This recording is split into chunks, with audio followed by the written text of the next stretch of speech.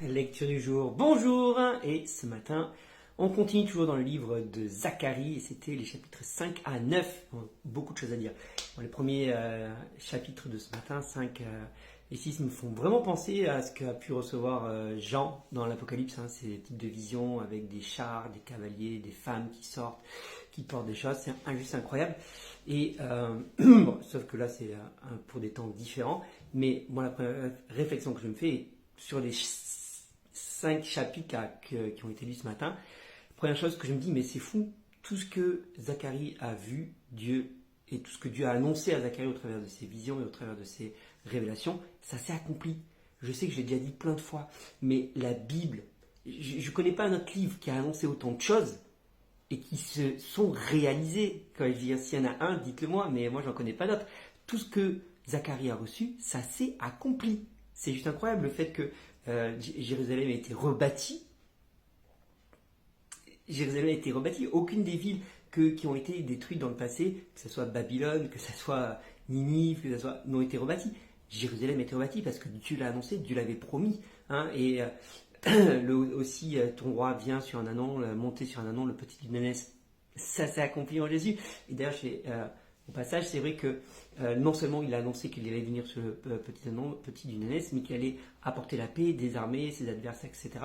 Et donc c'est pour ça aussi que les Juifs ont eu du mal à croire que c'était Jésus qui était le Messie, parce que bien qu'il soit venu sur un anon, qu'il soit rentré sur un anon, le petit d'une ânesse à Jérusalem, il n'a pas été ce chef militaire comme l'a annoncé Zacharie, parce que c'est ce que Jésus va faire dans sa deuxième venue.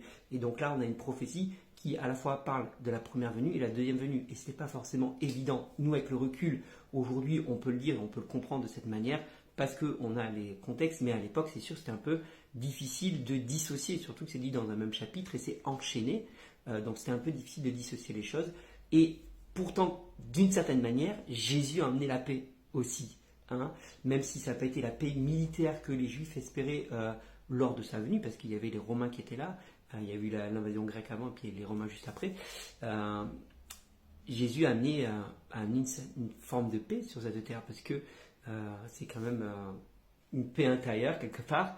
Mais regardez, le monde occidental est en paix depuis maintenant un bon moment. Bref. Donc, ça n'a pas été une paix forcément immédiate. Donc, tout ce que Zacharie annonce, tout ce que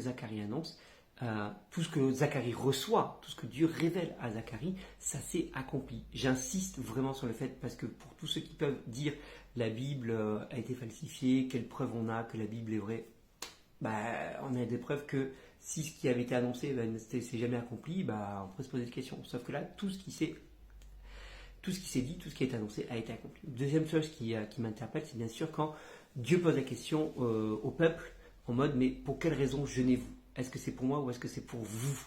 Et tout ce que vous faites, parce qu'à un moment donné, eux-mêmes vont poser la question, mais est-ce qu'on doit encore jeûner, etc., etc. Et ça me rappelle toujours ça m'interpelle toujours dans cette façon, oula, j'ai du mal ce matin, désolé, mais ça m'interpelle toujours de cette façon en mode, quelle est l'intention avec laquelle tu fais les choses ? Pourquoi tu fais les choses ? Est-ce que c'est pour toi ? Est-ce que c'est pour te mettre en avant ? Est-ce que c'est pour te donner bonne conscience ? Ou c'est réellement dans intérêt envers Dieu ? Est-ce que c'est vraiment dans le but, 1, d'accomplir la volonté de Dieu, 2, de te rapprocher de lui, de renforcer ta relation ? Est-ce que c'est vraiment tourné vers Dieu que tu fais les choses ? Ou c'est tourné vers toi ? Pourquoi est-ce que tu sers dans une église ? Pourquoi tu donnes de ton temps ? Pourquoi tu donnes de l'argent ? Pourquoi tu fais toutes ces choses-là ? Est-ce que c'est pour te donner bonne conscience ? Ou est-ce que c'est vraiment par amour, par service, par obéissance ? Ok ? Et ça c'est important, et on le voit souvent dans la Bible, que Dieu regarde à l'intention du cœur, pas juste ce que nous faisons. C'est pas juste ce que nous faisons qui importe, mais c'est l'intention avec laquelle nous le faisons que Dieu regarde, et Dieu prend plaisir à celui qui fait ça avec un cœur droit, avec un cœur vrai, avec un cœur sincère. Donc souviens-toi de ça.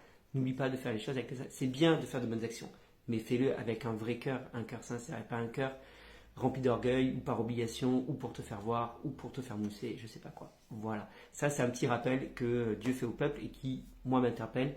Et je me dis, c'est important de se rappeler pour quelles raisons nous faisons les choses et que Dieu regarde à notre cœur avant toute chose. Voilà.